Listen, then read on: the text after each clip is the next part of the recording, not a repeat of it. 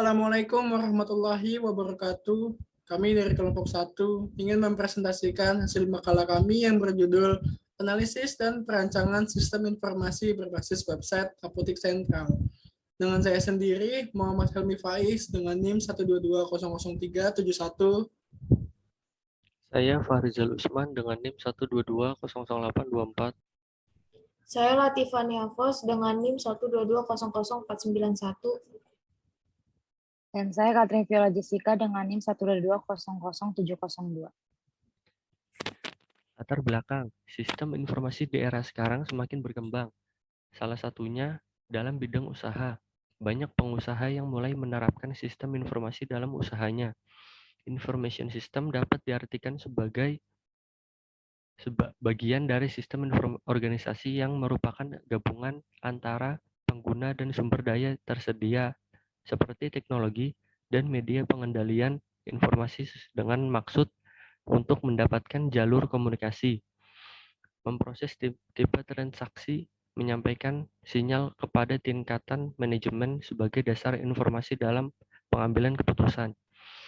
Apotek merupakan sarana pelayanan kefarmasian tempat dilakukan praktik kefarmasian oleh apoteker, Dinkes 2009, dan salah satu bidang usaha yang sangat penting dalam masyarakat. Oleh karena itu, hal tersebut perlu dikembangkan lagi, karena akan mempermudah masyarakat dalam melakukan pembelian obat. Ketersediaan obat dapat lebih dikontrol oleh karyawan, serta lebih mudah mengecek laporan penjualan bila ada kesalahan.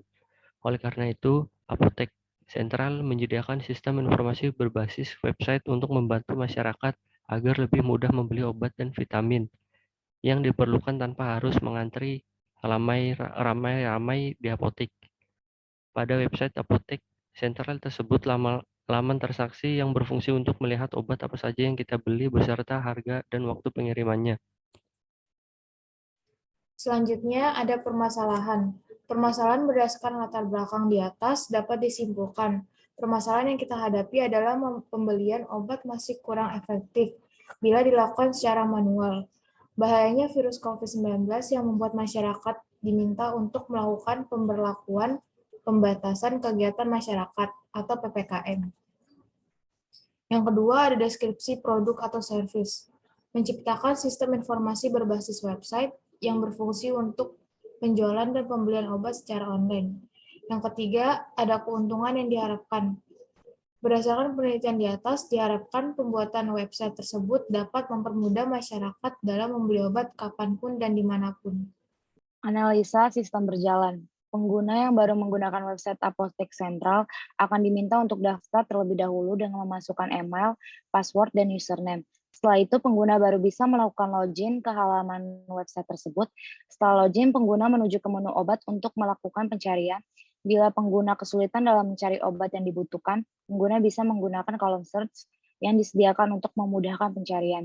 Setelah menemukan obat yang dibutuhkan pengguna, memasukkan obat ke keranjang untuk melanjutkan pembelian ke transaksi pembayaran. Pada proses transaksi, pengguna diminta untuk menentukan pilihan pembayaran melalui COD atau transfer. Pengguna juga diminta untuk menentukan jenis ekspedisi yang diinginkan seperti reguler, ekspres, atau instan. Setelah itu, pengguna memasukkan alamat rumah dan nomor telepon, lalu melakukan check-out. Bila sudah melakukan check-out, pengguna tinggal menunggu obat tiba. Selanjutnya ada analisa kebutuhan sistem. Yang pertama ada skenario kebutuhan user atau pembeli. 1. Memilih menu masuk akun. 2. Pilih daftar member untuk pelanggan baru. 3. Masukkan nama, email, nomor telepon, alamat, dan juga password. 4. Melakukan login. 5. Masuk ke menu dashboard. 6. Mencari obat. 7. Memasukkan ke dalam keranjang. 8. Melakukan transaksi pembayaran. 9. Menunggu obat tiba dan melakukan logout. Selanjutnya ada skenario kebutuhan admin. 1. Melakukan login. 2. Masuk ke menu dashboard. 3. Konfirmasi daftar order. 4. Konfirmasi order. 5. Cetak order. 6. Melakukan logout. Selanjutnya ada penjelasan desain sistem. Yang pertama ada desain ERD. Di sini ada entity user dengan atribut nama, email sebagai primary, nomor telepon, alamat, dan password. Yang kedua ada entity obat dengan atribut kode obat sebagai primary, harga, stok, dan nama obat. Yang ketiga, ada entity admin dengan atribut username sebagai primary dan password. Yang keempat, ada entity transaksi dengan atribut pembeli, nomor telepon, status, resi sebagai primary, total harga, dan tanggal. Di sini, satu user dapat membeli banyak obat, dan banyak obat dapat diproses oleh banyak admin. Lalu, banyak admin dapat mengelola banyak transaksi. Spesifikasi file tabel pertama berisi tabel user. Elemen data pertama username, nama field, username, tipe data, varchar, size 12 dengan primary key, dengan keterangan primary key. Kedua, elemen data password, nama field password, tipe data varchar dengan size 8. Dan yang ketiga, elemen data email, nama field email, tipe data varchar dengan elemen size 25. Tabel kedua berisi tabel obat. Yang pertama, elemen data kode obat, nama field kode underscore obat, tipe data varchar, size 8 dengan keterangan primary key. Kedua, elemen data harga, nama field harga dengan tipe data integer, size 11. Ketiga, elemen data stok, nama field stok, tipe data integer dengan size 5. Dan yang keempat, elemen data nama obat, nama field nama underscore obat, tipe data char, size 30.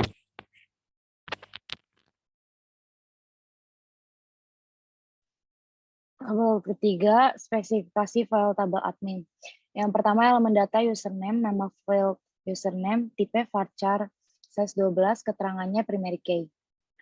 Yang kedua, elemen data password, nama field password, tipe data varchar, size 8. Tabel 4, spesifikasi file tabel transaksi. Yang pertama, elemen data kode transaksi, nama field kode underscore transaksi, tipe data varchar, size-nya 12, keterangannya primary key. Yang kedua, elemen data harga, nama field harga, tipe integer, size 11.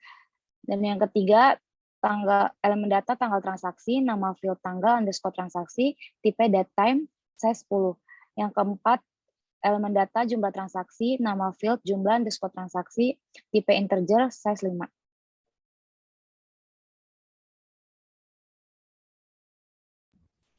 Selanjutnya ada struktur kode. Kode yang pertama yaitu OB PCC 001. Kode OB yaitu barang adalah obat. Kode PCC merupakan merek barang adalah paracetamol. Kode 001 merupakan nomor urut barang adalah 1. Kode yang kedua ada OB PND 002. Kode OB barang adalah obat. PND merupakan merek barang adalah Panadol. 002 nomor urut barang adalah 2. Kode yang ketiga yaitu OB dengan kode PRX 003. OB merupakan barang adalah obat. PRX merek barang adalah Paramex. 003 nomor urut barang 3. Kode yang keempat itu OBB TDD 004. OB barang adalah obat. BTD merek barang adalah betadine. Dan kode 004 merupakan nomor urut barang keempat. Desain antarmuka. Berikut adalah desain antarmuka website. Yang pertama, dashboard, yang berisi tampilan katalog obat dan produk terbaru. Jadi, produk yang baru akan muncul di TLS tersebut. Yang kedua, login, yang berisi tampilan login, email, dan password. Jika belum mempunyai member, maka membuat daftar member baru. Selanjutnya ada tampilan keranjang belanja. Di sini ditampilkan obat yang sudah kita masukkan ke keranjang. Ada nama produknya, jumlah obat yang kita beli, harga, dan subtotal. Yang kedua ada tampilan checkout 1.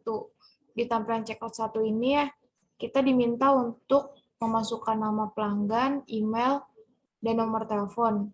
Lalu detail alamat pengiriman, yaitu alamat nama jalan, kota, provinsi, dan kode pos. Setelah melakukan checkout pertama, maka di checkout kedua ini subtotal pembayaran yang akan kita lakukan. Terus ada laporan konfirmasi order yang berisi resi, tujuan, rekening, atas nama, dan tanggal. Selanjutnya ada struktur navigasi. Navigasi di sini terdapat ada 4, yaitu home, masuk akun, keranjang belanja, dan juga checkout. Di sini kita akan mengambil contoh pada home.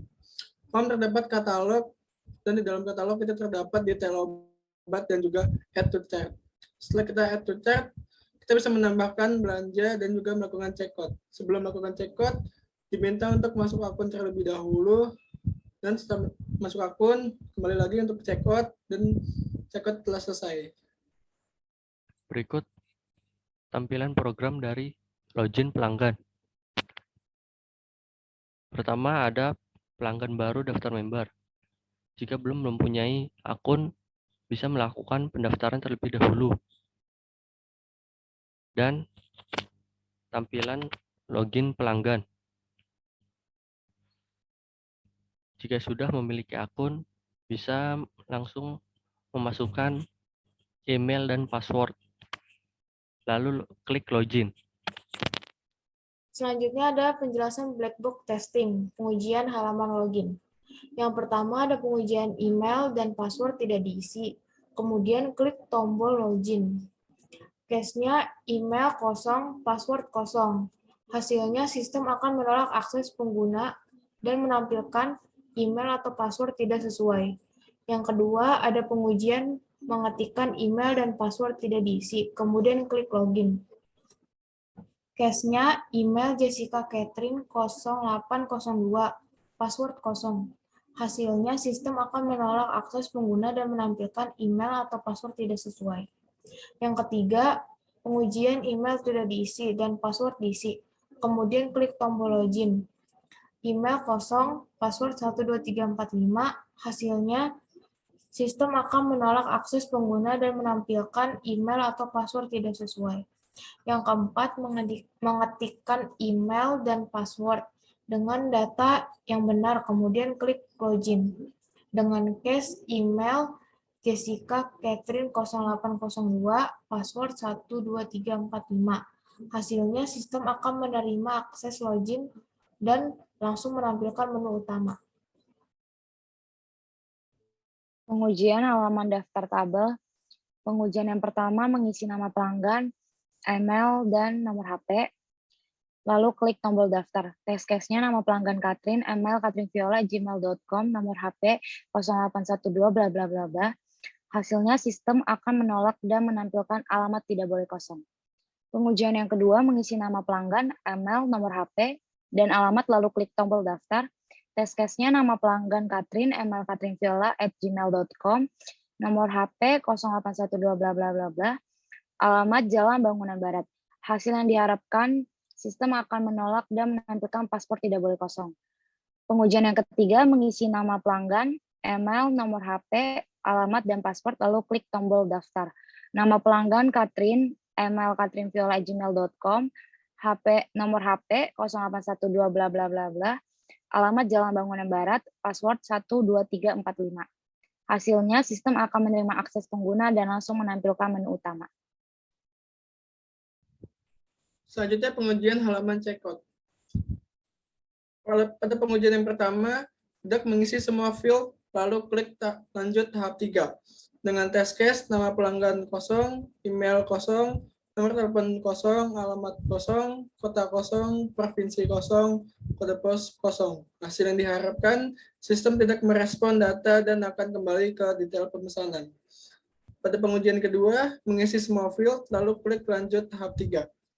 Dengan test case, nama pelanggan Catherine, email catherineviola@gmail.com, nomor HP 0812 bla bla bla, alamat Jalan Bangun Barat, kota Jakarta Timur, provinsi DKI Jakarta, kode pos 13210.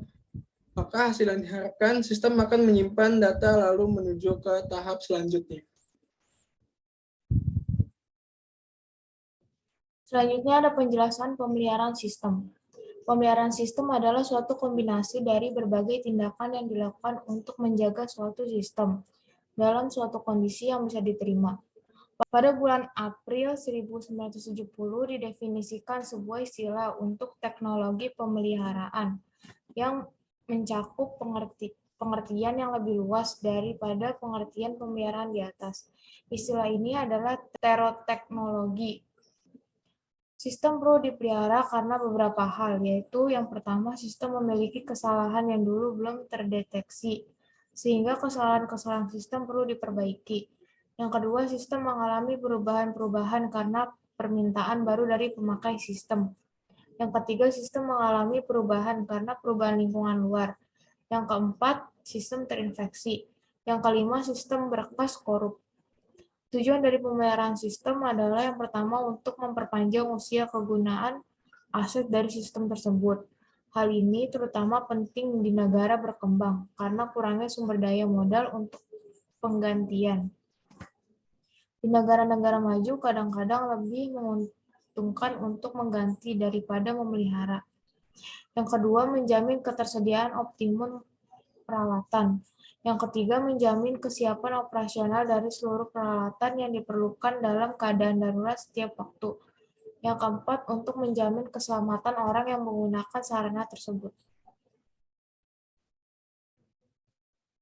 Kesimpulan dan saran. Kesimpulannya, berdasarkan pembahasan di atas, dapat disimpulkan bahwa pada masa pandemi COVID-19, masyarakat dilarang untuk berkerumunan, banyak berkegiatan di luar rumah, dan berjaga jarak. Maka itu, pada penulisan makalah ini, penulis menyediakan sistem informasi berbasis website, yaitu Apotik Sentral yang dapat memudahkan masyarakat untuk pembelian obat secara online tanpa harus mengantri beramai-ramai di apotek. Sarannya diharapkan untuk masyarakat dapat menjaga jarak dan tidak berkerumunan saat membeli obat di apotek pada masa pandemi COVID-19, yaitu dengan membeli obat secara online yang dapat membeli obat hanya dari rumah saja dan tidak perlu mengantri. Sekian presentasi dari kelompok kami, kurang lebihnya mohon maaf. Assalamualaikum warahmatullahi wabarakatuh.